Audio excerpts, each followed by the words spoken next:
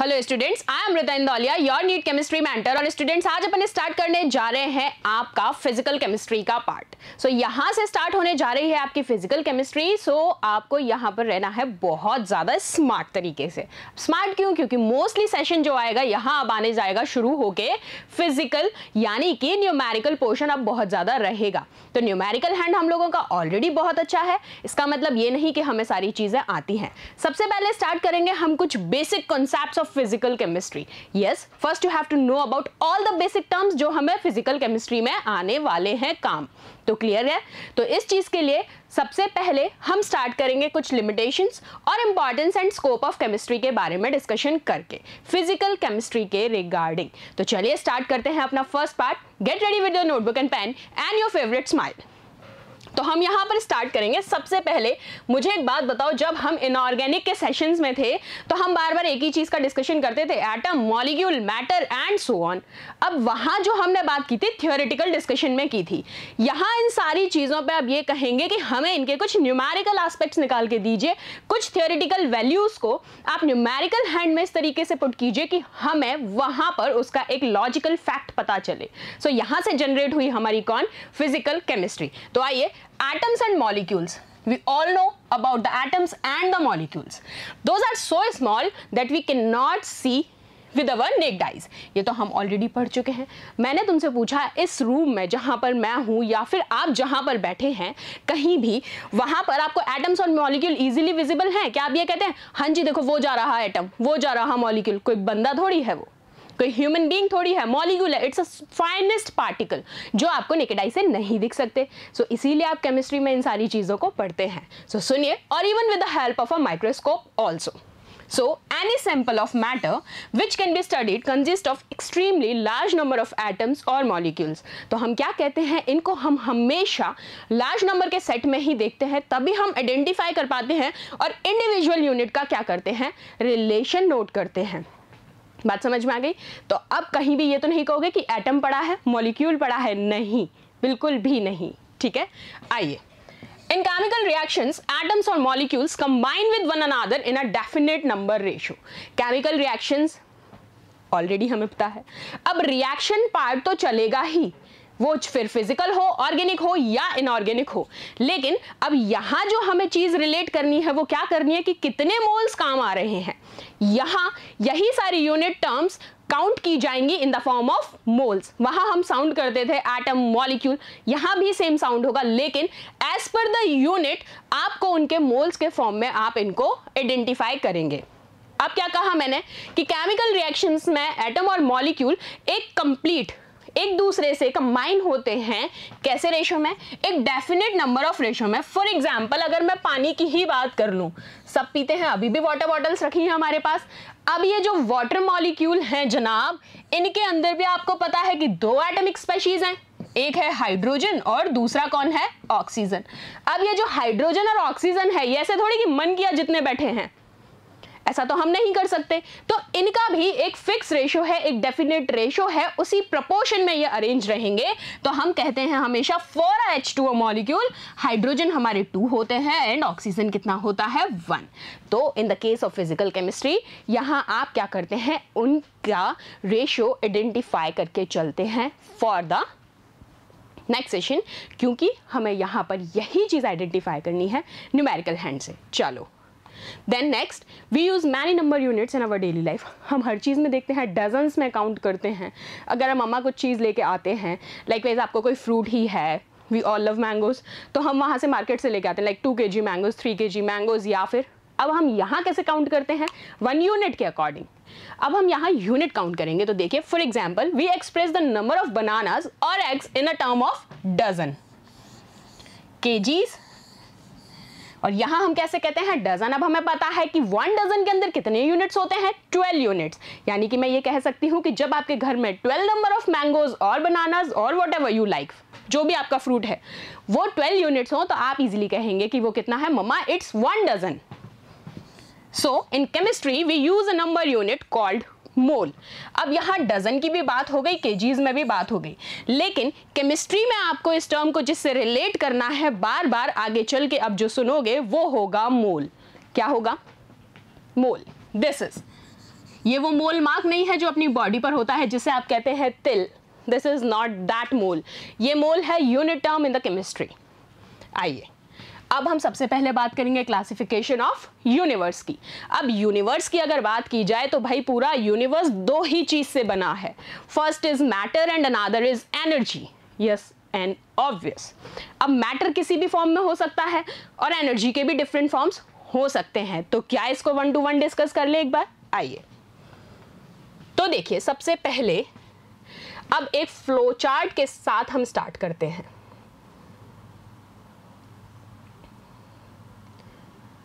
अब ये some basic concept of chemistry तो आ जाए इधर और हमें चाहिए मैटर।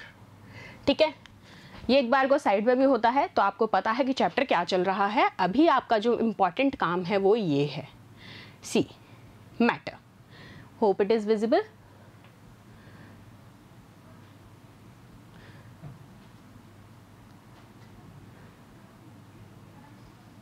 ये लो, अब तो अच्छे से दिख रहा है, कोई दिक्कत नहीं है। अब देखो, अब मैटर की भी दो फॉर्म्स पढ़ोगे, फिजिकल और केमिकल। अब इस पूरे चार्ट को बहुत अच्छे से समझ लेना, सुन लेना। मैंने पूरे को एक बार थोड़ा सा मैं जूम कर रही हूँ क्योंकि हमें 1 to 1 डिस्कस करना है। अब हम फिजिकल भी पढ़ेंगे और केमिकल भी पढ़ेंगे। अब फिजिकल वाली चीज़ें तो तुम्हारे फिजिक्स वाले सर भी पढ़ा देंगे और मुझे तो पढ़ानी है ही, लेकिन केमिकल वाला पार्ट सिर्फ हमें ही कवर करना है। तो केमिकल की तरफ भी हमें चलना है। तो केमिकल की तरफ चलेंगे थोड़ा बाद में, पहले एक बार फिजिकल स्टेट की बात कर लेते हैं। तो देखो, फिजिकल स्टेट में बात करोगे तो किस किस टर्म में बात होगी। मैटर के रिस्पेक्ट में बात चल रही है। यहाँ पर हम कहेंगे जो मैटर है वो 5 फॉर्म में एग्जिस्ट कर सकता है। अब आप कहेंगे वो 5 फॉर्म कौन से। सॉलिड, लिक्विड, गैस तो बहुत इजीली सुनते आ रहे हो बचपन से आज तक कि मैम सॉलिड हो गया, लिक्विड हो गया, गैस हो गया। ये 3 स्टेट्स होते हैं मैटर के। बट इन द केमिस्ट्री आपको 2 स्टेट्स और पढ़ने हैं, बहुत थोड़ा सा पढ़ना है, ज्यादा नहीं पढ़ना है, तो टेंशन की बात है नहीं। एक है कोलाइडियल स्टेट और दूसरा है प्लाज्मा स्टेट। ठीक है, अब सॉलिड, लिक्विड, गैस इनकी भी पर्टिकुलर ब्रीफिंग करेंगे हम, पूरा चैप्टर है हमारा इनके ऊपर। तो आओ सबसे पहले बात कर रही हूं मैं कोलाइडियल स्टेट की। तो कोलाइडियल स्टेट कौन सा स्टेट होता है जहां पर इंटरमिक्सिंग होती है एटम्स की, मॉलिक्यूल्स की। आप कहेंगे जब इनकी इंटरमिक्सिंग हो जाती है उस दौरान जो एक फ्यूजन से मिक्सचर बनता है, that is somehow an colloidal state of an molecule. After that come to the solid. तो सॉलिड आप सबको पता है एक रिजिड फॉर्म होता है, एक डेफिनेट फॉर्म होता है, एक फिक्स स्ट्रक्चर होता है, और you can say a definite shape and volume is simply called as what, solid. While in the case of liquid it has definite volume but do not have definite shape. यही कहेंगे क्योंकि मान लीजिए मैंने एक पानी की बोतल ली, मेरी बोतल है कैसी, राउंड बॉटल है। अब आप उसमें जब पानी फिल कर रहे हैं तो क्या वो पानी अपनी मर्जी चला सकता है कि मुझे तो रेक्टेंगुलर प्लेटफॉर्म पे सेट होना है, बॉटल भले ही सर्किल फॉर्म में है, राउंड है, नहीं मैं तो रेक्टेंगल ही अरेंज होऊंगा, पॉसिबल ही नहीं है। सो यहाँ पर हम कहते हैं कि जो हमारा लिक्विड है उसका कोई डेफिनेट शेप नहीं होता but it has a definite volume. Then come to the gas. अब ये जो गैसेस मॉलिक्यूल्स हैं, आप सिंपल एग्जाम्पल अगर मैं बलून की बात करूं, जब आप बलून के अंदर गैस फिल करते हैं, ठीक है, आप बलून के अंदर गैस फिल कर रहे हैं तो वहां भी क्या मॉलिक्यूल्स ये कहते हैं कि हम एक ही डायरेक्शन में रहेंगे, वो पूरे के पूरे बलून में इजीली रैंडमली रोटेट करते रहते हैं, मूव करते रह सकते हैं, they are free particles. Likewise आप जब डिओड्रेंट मारते हैं, सुबह सुबह आप रेडी होके कहीं जा रहे हैं या कभी भी जा रहे हैं, आप स्प्रे यूज़ करते हैं, डिओड्रेंट यूज़ करते हैं, आप जब स्प्रे करते हैं तो वो क्या एक फिक्स, आपने जैसे ऐसे स्प्रे किया रूम में तो वो पार्टिकल्स को आप पकड़ पाते हो क्या कि मैंने ये गैस का पार्टिकल पकड़ लिया, ये वाला गैस का पार्टिकल पकड़ लिया, मैंने इसको यहीं स्टक कर लिया अपने हाथ पे, पॉसिबल नहीं है। इसलिए कहा जाता है कि जो गैसेस पार्टिकल्स हैं उनका कोई डेफिनेट शेप और वॉल्यूम नहीं होता। इसके एग्जाम्पल्स तो तुम्हें भी बहुत सारे पता है। Then after come to plasma. अब ये प्लाज्मा क्या चीज है, सॉलिड, लिक्विड, गैस समझ में आया, कोलाइडियल समझ में आया, इंटरमिक्सिंग हो गई, but what is plasma. Plasma के केस में एक ही चीज याद रखनी है, जब बात आ जाए फ्यूजन की, मैंने कहा जहां पर बात आ जाए फ्यूजन की, यानी कि फ्यूज हो रहे हो molecules, so this is what, plasma, a substance present in ionic form. ये चीज भी है कि प्लाज्मा के अंदर हमेशा आयनिक फॉर्म में प्रेजेंट होंगे सब्सटेंसेस, ठीक है, under extreme conditions of what, temperature and pressure. तो ये हमारा कौन सा स्टेट हुआ, this is physical state of matter. अब चलें केमिकल स्टेट की तरफ। आ जाइए। अब आप सेक्शन जी आप यहाँ होइए और हमें अब केमिकल की तरफ बात करते हैं। ये लीजिए,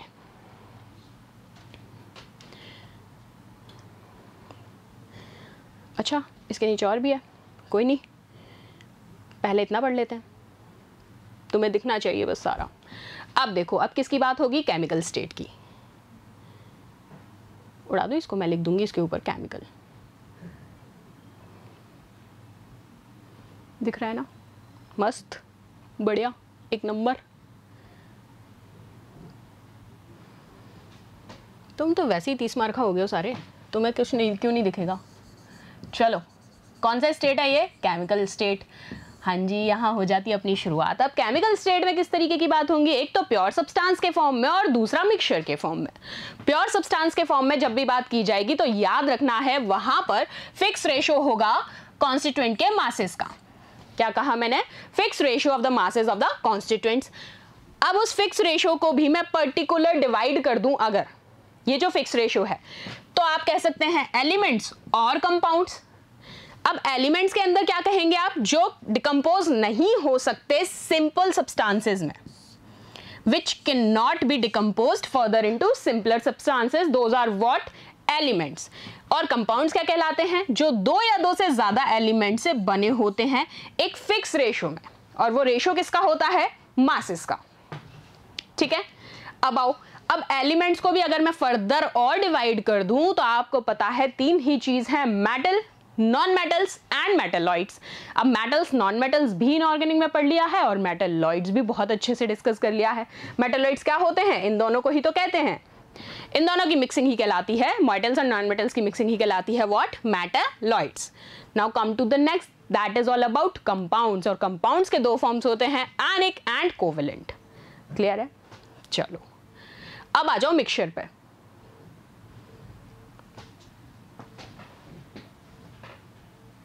मिक्सचर पे आओगे तो आपको पता है दो फॉर्म्स हैं, होमोजीनियस एंड हेटेरोजीनियस। यही है, लो थोड़ा सा जूम, आ जाओ। होमोजीनियस और हेटेरोजीनियस में एक चीज याद रखनी है, जब होमोजीनियस की बात हो, सेम कॉम्पोजिशन होगा, तो क्या कहलाएगा? होमो। वर्ड से ही देख लो, होमो यानी कि सिमिलर, तो हम कहेंगे सेम कॉम्पोजिशन होगा throughout the component and those are indistinguishable. Example की बात की जाए तो gases, liquid, solutions, alloys, atmospheric air, ये सब की सब कैसे होते हैं? होमोजीनियस मिक्सचर होते हैं। अगर हेटेरोजीनियस पूछ लिया जाए कि व्हाट आर हेटेरोजीनियस मिक्सचर्स, तो आपको कहना है कि कंपोजिशन जिनकी यूनिफॉर्म नहीं होती। याद रखेंगे, heterogeneous are what? Heterogeneous are those whose compositions are not uniform. Example, sand and water. Clear है? चलिए, तो इस तरीके से पूरा मैटर का चार्ट समझ में आ गया। चलो छोटा करके इसको दिखा देते हैं हम आपको। पूरी स्क्रीन पे ये तब आ नहीं पाता, इसलिए हमने इसको पूरे को अच्छे से थोड़ा सा ब्रीफ करके आपके सामने डिस्कस किया। चलो नेक्स्ट चलते हैं। अब नेक्स्ट क्या पढ़ना है? मैटर। मैटर का हमने पहले ऑलरेडी ब्रीफ कर लिया। फिजिकल एंड केमिकल, फिजिकल की सारी प्रॉपर्टीज डिस्कस कर ली, केमिकल की भी सारी प्रॉपर्टीज डिस्कस कर ली। प्रॉपर्टीज के अलावा हमने कंपोनेंट फॉर्म एंड सब डिविजन्स भी बहुत अच्छे से सुन लिए। अब आ जाओ 1 to 1 डिस्कस करेंगे। First is matter. अब मैटर अभी बताया था, मैटर क्या होता है? अच्छा ये जूम फेस पे चल रहा है, sorry. Matter which occupy space and having mass, उसको क्या कहेंगे आप? Simply matter. और मैटर को आप सेंसेस के थ्रू भी फील कर सकते हैं। अब ये दो टाइप के होते हैं, फिजिकल एंड केमिकल। ठीक है, अभी पढ़े। फिजिकल की बात की जाए तो it is based on physical state under ordinary conditions of temperature and pressure. यही मैंने अभी बताया, जो चार्ट अभी ब्रीफ किया उसी का थियोरेटिकल पैटर्न अब यहाँ लिखा हुआ है, तो सुन लो, कोई दिक्कत नहीं है। थ्योरी शुरुआत के पार्ट में थ्योरी जरूर आएगी, क्योंकि हम पढ़ रहे हैं some basic concepts of chemistry that you have to know about before we start the numerical session और the complete session of the physical chemistry. So first you have to know about what? The basic terminologies. So it is based on physical state under ordinary temperature and pressure conditions. अब ये भी तीन forms, solid, liquid and gas, और दो forms और थे, colloidal and plasma. Solid, अगर solid की बात है, a substance is said to be solid जिसके अंदर क्या होगा, डेफिनेट वॉल्यूम और डेफिनेट शेप। यही कहा था मैंने। क्या ये सॉलिड फॉर्म है? ये जो मेरे हाथ में है, मैं आपसे पूछती हूँ क्या ये सॉलिड फॉर्म है? बिल्कुल ये सॉलिड फॉर्म है। This styler is also in the solid form. अगर मैं आपसे पूछती हूँ एसी से जो एयर बाहर आ रहा है, जो आपको ठंडा ठंडा फील करा रहा है, इज इट सॉलिड और लिक्विड और गैस? बहुत बेसिक है। चलो आंसर देना मुझे, जानती हूँ तुम्हारी नॉलेज। अब सुनो example, sugar, iron, gold, would and so on.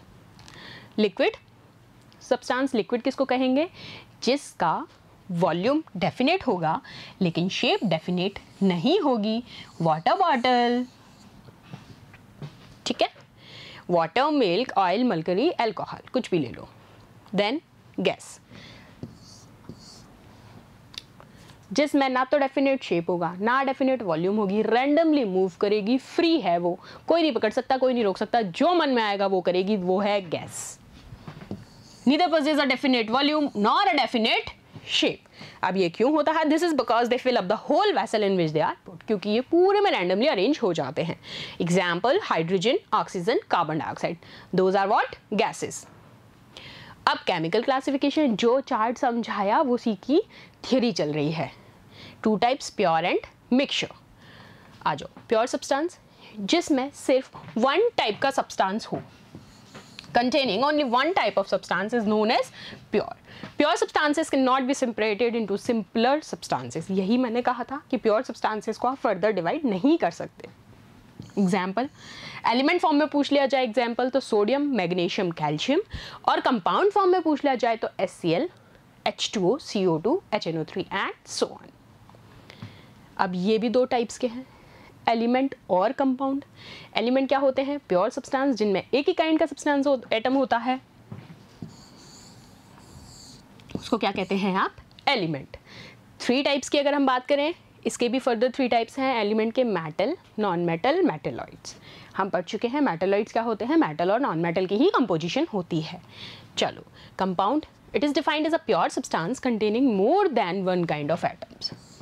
क्या होते हैं? जिनमें more than 1 kind of atoms होते हैं और जो टुगेदर कंबाइन होते हैं एक फिक्स रेशो में, किसके through? By weight, fix ratio by weight, and which can be decomposed into simpler substances by the suitable chemical method. ठीक है, जबकि हमने कहा था कौन वो फर्दर डिवाइड नहीं हो सकते थे। कौन थे वो कंपाउंड से पहले? कुछ याद है?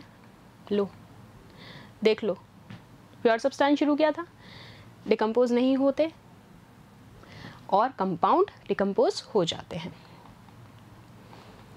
अब थ्योरी चाहे चार्ट फॉर्म में बता दी, वहाँ याद रख लो या यहाँ याद रख लो, कैसे भी रखो, दिमाग में रखो, क्योंकि थ्योरी क्वेश्चंस आते हैं। The properties of a compound are different from those of its component. आओ एग्जाम्पल, H2O, HCl, HNO3। अब इसके भी 2 टाइप्स हैं, ऑर्गेनिक, इनऑर्गेनिक। ऑर्गेनिक वाले पढ़ाएंगी ऑर्गेनिक वाली मैम, इनऑर्गेनिक वाले पढ़ा चुके हैं तुम्हारी ये ma'am, that is Amrita ma'am. तो हमें ये भी आते हैं, ये भी आते हैं, कहीं दिक्कत नहीं है। चलो अब मिक्सचर पे आ जाए। A material which contain more than 1 type of substances, more than 1 type of substances and which mixed any ratio by weight, उनको हम क्या कहते हैं? Mixtures. The property of the mixture is the property of its components. अब ये भी 2 type के, homo और hetero, homo same, hetero different. चलो, homo, the mixture in which all the components are present in uniform state. कैसे state में present होते हैं? यूनिफॉर्म स्टेट के अंदर। एग्जाम्पल, वाटर प्लस सॉल्ट, शिकंजी बनाओ, water plus sugar, water plus alcohol. कैसे होते हैं? एक यूनिफॉर्म स्टेट में होते हैं। Heterogeneous, a mixture in which components are present in non uniform state. जैसे पानी के अंदर मिट्टी डाल दो, पानी में ऑयल डाल दो, ऊपर आ जाएगा। ये कैसे हैं? नॉन यूनिफॉर्म स्टेट के हैं। चलो अब कुछ केमिकल अर्थमेटिक्स, वो तो तुम्हारा अभी चार्ट वाइंड अप हुआ है। केमिकल अर्थमेटिक मैंने यहाँ पर ये जो बनाया है एसआई यूनिट्स का चार्ट इसलिए बनाया है क्योंकि ये सारी यूनिट टर्म्स आगे चल के काम आने वाली हैं पूरे की पूरे सेशंस में, पूरी फिजिकल में काम आएंगी यूनिट्स। तो याद कर लो, रट लो, छाप लो, स्क्रीनशॉट ले लो, प्रिंट आउट निकाल लो, जो मन में आए कर लो। मैं आगे से नहीं बताऊंगी, याद होनी चाहिए तुम्हें। मैं जहाँ यूनिट की बात करूँगी फट से दिमाग में क्लिक होना चाहिए, मैम ये रही यूनिट। लेंथ के टर्म्स में बात हो जाए तो SI यूनिट कहलाएगी मीटर और इसका सिंबल होता है कैपिटल M। मास के फॉर्म में पूछ ली जाए तो SI यूनिट होगी किलोग्राम और सिंबल होगा क्या, kg। Time, second and S। Electric current अगर पूछ लिया जाता है तो SI unit is ampere and the symbol is capital A। Temperature, kelvin, capital K। Amount of substance, mole, MOLE और symbol MOL। Luminous intensity is candela और denote किया जाता है CD। क्लियर? तो याद कर लो। आ जाओ, अब सुनो। अब अगर 1 किलोमीटर में तुमसे पूछ लिया जाए तो क्या कर दोगे, 1 का मल्टीप्लाई कर दो 1000 से, 1000 मीटर से, 10⁻³ मीटर, तो क्या हो गया 1000 मीटर। अगर हम लार्ज लेंथ की बात करेंगे, लंबी लेंथ की हम बात करते हैं, तो वहाँ टर्म यूज़ की जाएगी किलोमीटर, और स्मॉल के लिए बात करोगे तो वहाँ यूज़ करोगे सेंटीमीटर और मिलीमीटर। ठीक है, तो 1 सेंटीमीटर कितना होता है, 1 × 10⁻⁻² मीटर, यानी कि 100 से मल्टीप्लाई करना है सिंपल सा, और मिलीमीटर के लिए 3 से कर दोगे। ठीक है, आ जाओ। अब देखो, अब कुछ और बता रही हूँ प्रीफिक्सेस के साथ SI यूनिट्स। सबसे पहले टेरा। टेरा का सिंबल होता है स्मॉल t। टेरा का मतलब क्या होगा, 10⁻12। 1 terametre is equals to 10⁻12 metre. Giga 10⁻9। Mega 10⁻6। Kilo 10⁻3। Hecto, hecto में 6 पे मत पहुंच जाना, 10⁻²। Deca 1। Deci -1। Centi -2। Milli -3। Micro -6। Nano -9 and picometre -12। तो यहाँ से शुरुआत हो जाएगी तुम्हारे माइनस टर्म्स की, और इससे अबव टर्म्स कितनी है, पॉजिटिव। ठीक है, तो इस तरीके से याद रखना, क्योंकि आगे मैं पूछूंगी और तुम्हें बतानी पड़ेंगी, और नहीं बताओगे तो मैं क्वेश्चन सॉल्व ही नहीं कराऊंगी। मत करो, समझ गए? सारी याद कर लोगे? जैसा मन करे प्रिंट निकाल लो, स्क्रीनशॉट रख लो, घर में चिपका दो 4-5 जगह, काम आएगा आप सब। आ जाओ। अब relationship between mass and number of particles. अब हमें किसके बीच में रिलेशनशिप पढ़ना है, मास के बीच में और नंबर ऑफ पार्टिकल्स के बीच में। इन दोनों के बीच में हमें क्या करना है, रिलेशनशिप देखना है। अब मान लो कि मैंने 5000, सुनना बहुत ध्यान से इस बात को, अब हम जो रिलेशनशिप निकालने जा रहे हैं वो काम की चीज़ है, काम आएगी। मास और नंबर ऑफ पार्टिकल्स के बीच में मैंने 5000 स्प्रिंग ले ली और मैंने उनको वेट किया। ठीक है, मैंने 5000 स्प्रिंग ली अंदाजे से, या फिर काउंटेबल थी, मैंने 5000 स्प्रिंग ली और उनको वेट किया, और मैंने देखा कि जो मास था उन स्प्रिंग्स का कुछ लगभग 1.5 ग्राम आया 5000 स्प्रिंग का। तो मैंने कंक्लूड किया कि इस अकॉर्डिंग तो ईच स्प्रिंग का मास कितना हो जाएगा, मैं इस 1.5 को 5000 से अगर डिवाइड कर दूं तो मेरे पास ईच स्प्रिंग का मास आ जाएगा। सो मेरे पास अगर मास मैंने कैलकुलेट किया तो क्या आ गया, 3 × 10⁻⁻4 ग्राम्स। तो मेरे लिए कौन सा वाला पार्ट ज़्यादा इजी है कि मुझे नेक्स्ट टाइम कुछ भी अगर कैलकुलेट करना है तो मैं या तो इतने नंबर बैठ के काउंट करूं, उसमें मेरा टाइम भी वेस्ट ज़्यादा होगा। तो हम क्या करेंगे, सीधा सीधा उठाया, वे किया, हमें एक बार के लिए क्लियर रेशो आ गया कि अगर 1 का इतना है तो आइडियली इतनी स्प्रिंग्स हमें यूज़ होंगी या इतने नंबर ऑफ पार्टिकल्स हमें वहाँ यूज़ होने हैं। तो क्या करना है, हमें सीधा समझ में आया कि मैंने पहले एक बार किया 5000 स्प्रिंग काउंट की थी, यहाँ मेरे लगभग कुछ 2 घंटे बिगड़ गए। सेकेंड टर्म में मैंने इन 5000 स्प्रिंग को वे कर लिया। अब मैंने जैसे ही वे किया मेरे को समझ में आ गया 1.5 ग्राम। ठीक है, और मेरे को टाइम कितना सा लगा, मैक्सिमम 10 मिनट। तो मेरे लिए कौन सा वाला ज़्यादा इजी था, ये वाला। अब मैंने इसके लिए कैलकुलेट करने के लिए क्या कर दिया, सिंपल सा इसको डिवाइड कर दिया इससे, मेरे पास रिजल्टेंट आ गया। कितना आया था रिजल्टेंट, वो रहा 3 × 10⁻⁻4 ग्राम। तो अब मैं आगे से क्या करूँगी, इस तरीके से सॉल्व करूँगी। टाइम कंज्यूम भी कर रहा है, साथ साथ फटाफट भी हमें जल्दी चीज़ पिक हो रही है। आओ, thus we see that mass and number of identical objects or particles are interrelated. Since atoms and molecules are extremely tiny particles, it is impossible to weigh or count them individually. अब अकेली छुड़नी सी spring को रख दो, आप बिल्कुल छोटी सी होती है, अकेली को वेट करो, समझ रहे हो? बस यही चीज़ बताना चाहिए थ्योरी में. Therefore, we need a relationship between the mass and number of the particles or atom or molecules. इस रिलेशनशिप को आप कहते हैं क्या? Mole concept. और हमें आगे चल के इसी पे पहुंचना है, इसी पे सारे डिस्कशन करने हैं, बहुत सारे क्वेश्चंस करने हैं. हम क्या कहते हैं? ये जो मास का और नंबर ऑफ पार्टिकल्स का रिलेशनशिप है, इसी को कहा जाता है मोल कॉन्सेप्ट. आओ अब देखना है एवोगाड्रो कांस्टेंट. अमादिया एवोगाड्रो, ये वही है जनाब. क्या कहते हैं ये? The basic idea of such a number was first conceive by an Italian scientist जिनका नाम था अमादिया एवोगाड्रो. कितना प्यारा सा नाम है. क्या नाम था? Amedeo Avogadro. But he never determined this number. इन्होंने कभी इसको डिटरमाइन नहीं किया था. It was determine later and is known as Avogadro's constant. ये बाद में निकाला गया था, ये नंबर बाद में आइडेंटिफाई हुआ, लेकिन उनके ओनर में इस नंबर को उनके नाम से कांस्टेंट दे दिया गया, जिसको कहा जाता है एवोगाड्रो कांस्टेंट. आओ, we can find out the amount of a substance in moles if we know the number of elementary entities जो उसमें प्रेजेंट है, या फिर जस्ट उसका रिवर्स. अब हमारे पास क्वेश्चन ये आता है कि मुझे ये बताओ 12 ग्राम कितने नंबर ऑफ एटम्स हैं 12 ग्राम कार्बन 12 में. ये पूछा गया है. नंबर ऑफ एटम्स तो हम निकाल सकते हैं. अब ये नंबर डिटरमाइन कैसे किया? एक्सपेरिमेंटली. और करंटली जो यूज़ किया जाता है वो है 6.022 इंटू 10⁻23. ठीक. आओ, सो मैंने कहा एक मोल के लिए हम कितना यूज़ कर रहे हैं? This Avogadro number. इतने नंबर ऑफ पार्टिकल्स और एटम्स प्रेजेंट होंगे उसमें, जिसके रिस्पेक्ट में बात की जाएगी, मल्टीप्लाई कर देना है.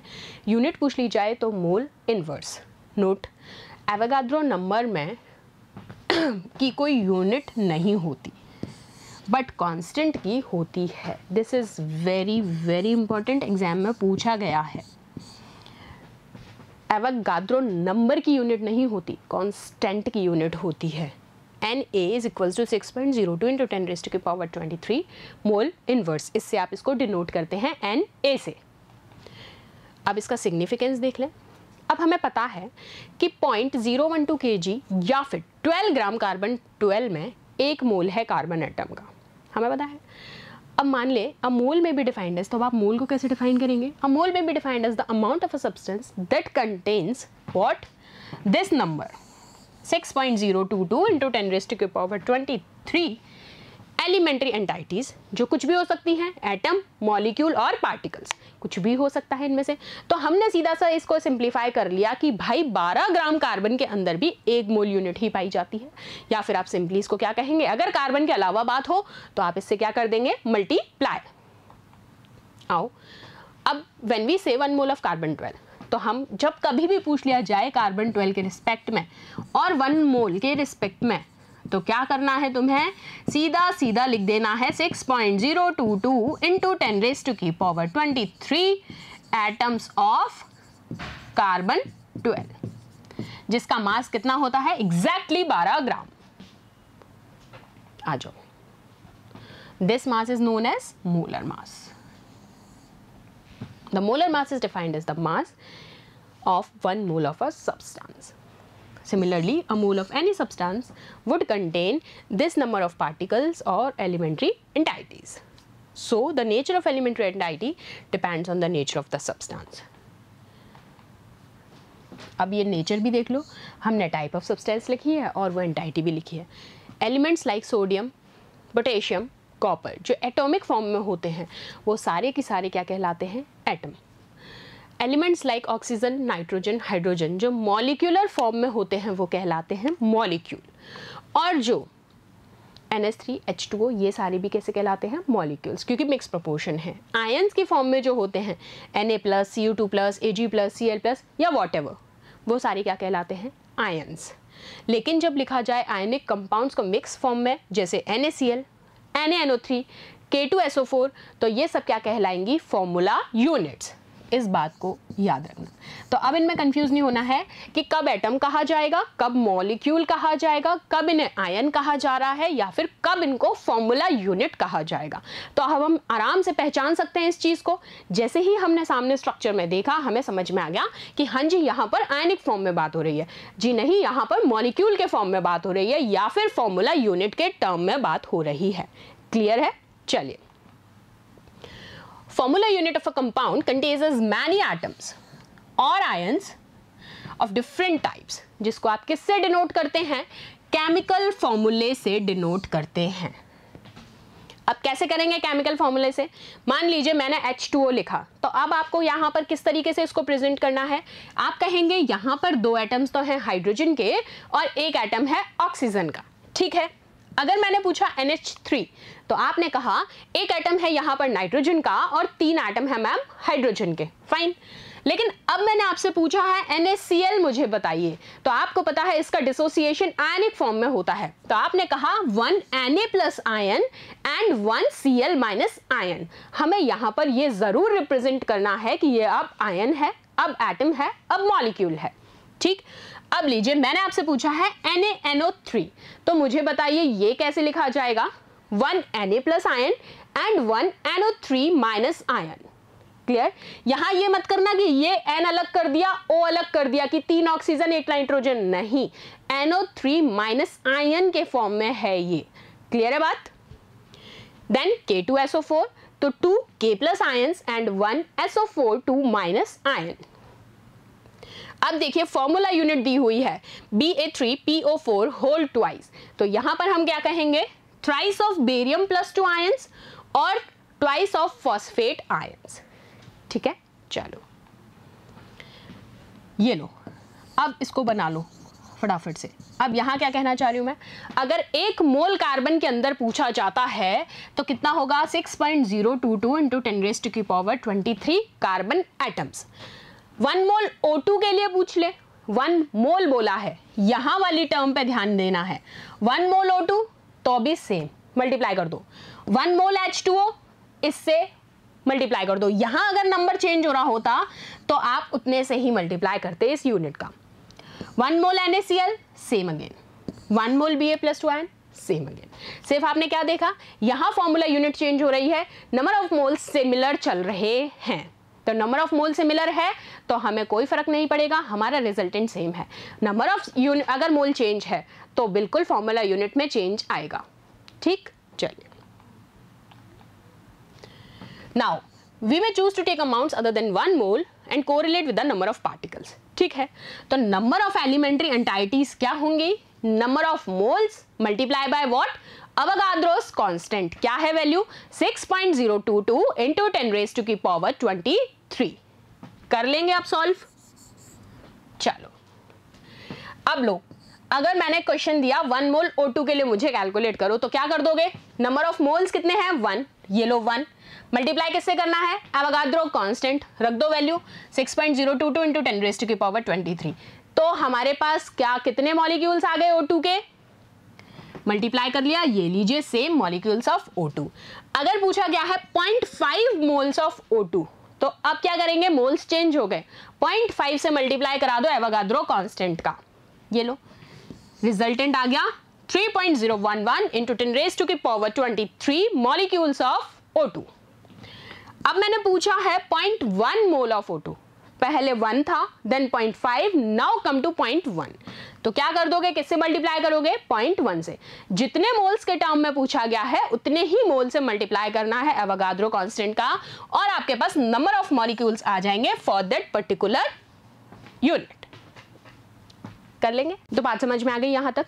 तो ये हमारा फर्स्ट पार्ट था किसका? Some basic concepts of chemistry का, जिसमें हमने इंपॉर्टेंस और स्कोप डिस्कस किया है। नेक्स्ट पार्ट में हम आपके साथ कुछ लॉज डिस्कस करेंगे इसी पार्ट से रिलेटेड, फिर हमें प्रोसीड करना है मोल की तरफ। मोल कॉन्सेप्ट पूरा की पूरा डिस्कशन किया जाएगा, but before the mole concept हमें कुछ लॉज भी डिस्कस करने हैं, सो उन्हें हम डिस्कस करेंगे नेक्स्ट सेशन में। तब तक तुम लोग को क्या करना है? सारी SI यूनिट्स रिवाइज करनी है, जितनी भी टर्म्स बताई हैं वो रिवाइज करनी है, साथ साथ कांस्टेंट वैल्यू रिवाइज करनी है, ठीक है। चलो, थैंक यू सो मच।